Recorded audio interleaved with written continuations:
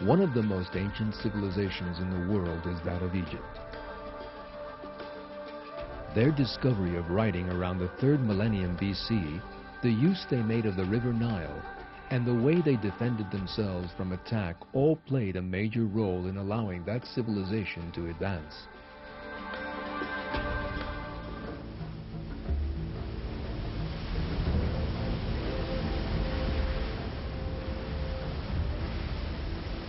Ancient Egypt rested on one of the world's great natural wonders, the river Nile.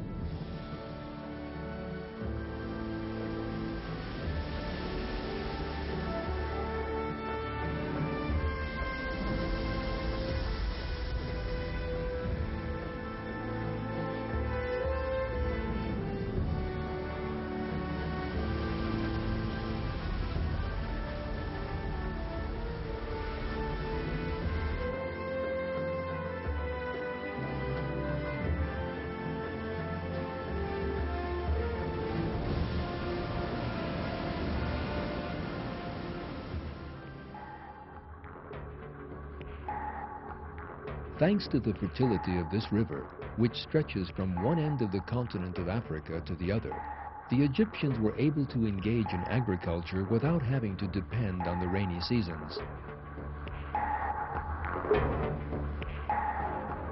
The historian Ernst Gombrich makes the following comments on the subject. Africa is hot. It does not rain for months. Many parts of the continent are therefore arid. Those regions are covered in desert. That is the case to the right and left of Egypt. It rains very infrequently in Egypt, but there is not that much need for rain, because the river Nile flows right through the middle of the country. Given its enormous strategic importance, he who controlled the Nile also controlled Egypt's most important source of trade and agriculture. In other words, its very life.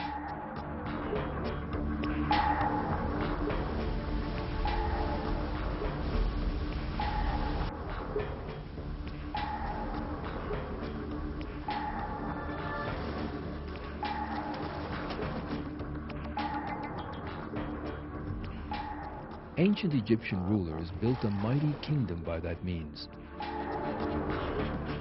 They would later come to be known as Pharaoh.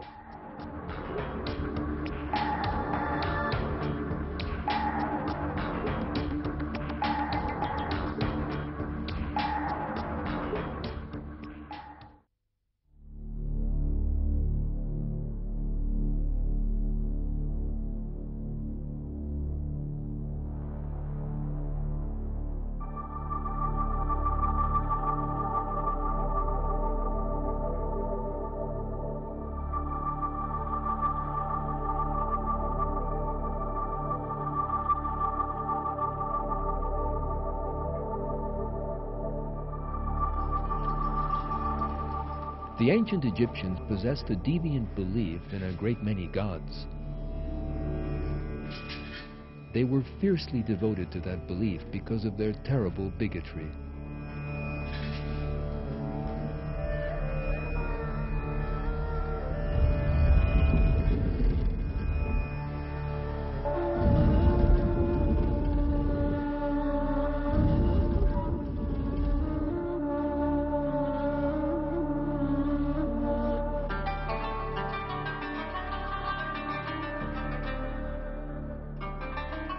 The people of ancient Egypt were greatly influenced by their natural environment.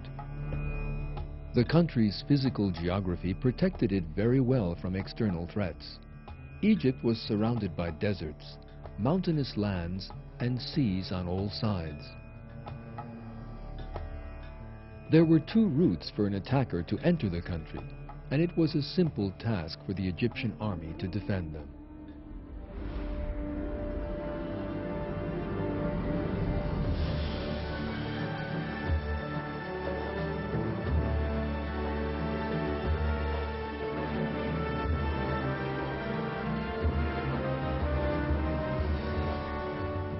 The Egyptians remained isolated from the external world thanks to these natural factors. Over the centuries, that separation turned into harsh bigotry. Closed to new developments and reform, they clung fiercely to their beliefs.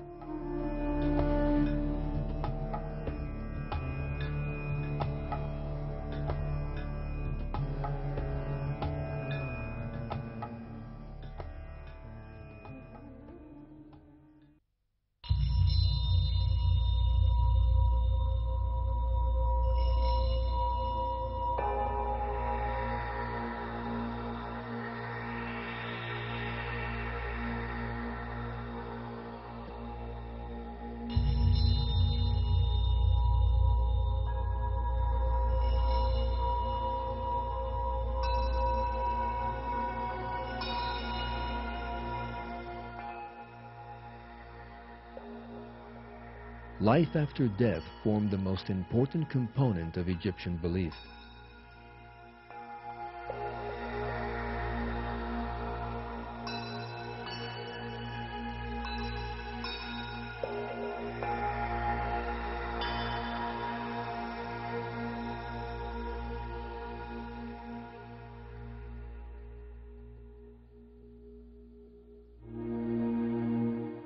It was believed that the soul survived after the death of the body and that the soul of the deceased was held to account. Scales were brought and witnesses summoned, and the good and bad deeds of the deceased were discussed. Then the judge, God, reached his verdict.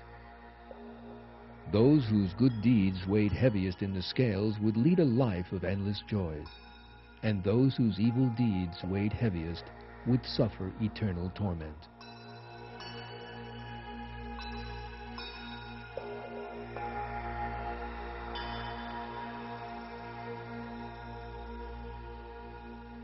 It is impossible not to see that the Egyptians' belief in the afterlife showed parallels with monotheistic belief and the true religion.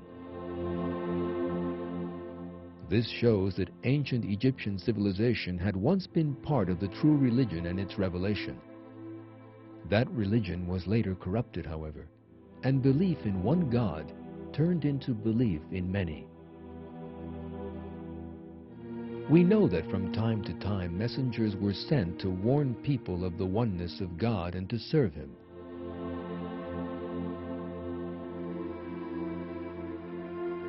One of these was the prophet Yusuf, whose life is set out in the Quran in some detail. The prophet Yusuf migrated to Egypt with the people of Israel and settled there. After his death, there began a period of enslavement of the children of Israel. That age would end with the sending of the prophet Musa as an ambassador and his leading the children of Israel out of Egypt.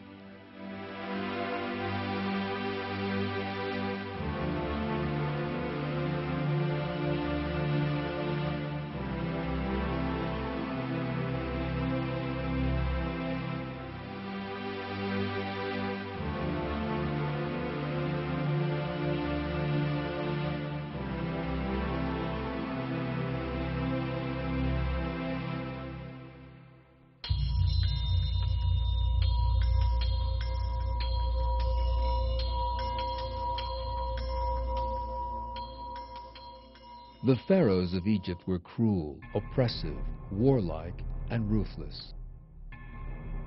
One thing they had in common was that they all regarded themselves as great beings within the twisted Egyptian polytheistic system and could shed blood without a moment's remorse.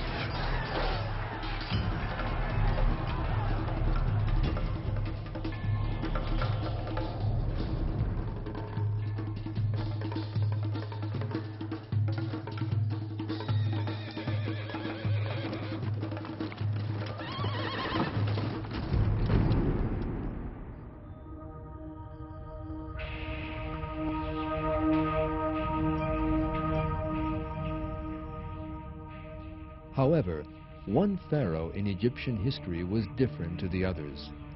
That pharaoh maintained that there was but one creator.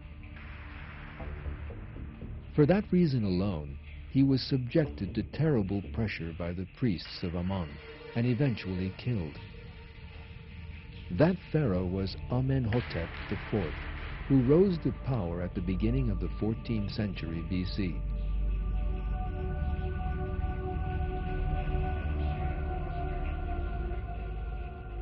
When Amenhotep assumed the throne in 1375 BC, he encountered a conservatism that had grown over the centuries and was subjected to great strife. The reason for that pressure was that he changed the polytheistic Egyptian religion, instilling a belief in one God in its place, and embarked on wide-ranging changes in all areas. However, the leaders in the capital, Thebes, fought Amenhotep. Those who supported him left the city and migrated to another region. Here, Amenhotep changed his name to Akhenaton, which meant the servant of Aton. Aton, according to Amenhotep, was the creator of the heavens and the earth, which indicates that he believed in God alone. Other cruel pharaohs ascended the throne after Amenhotep. They set about spreading their traditional polytheistic religion once again, and did all in their power to return to the past. A century or so later, Ramses II came to the throne, who would enjoy the longest reign in the history of Egypt. According to a great many historians, it was Ramses who opposed the children of Israel and struggled against the prophet Musa.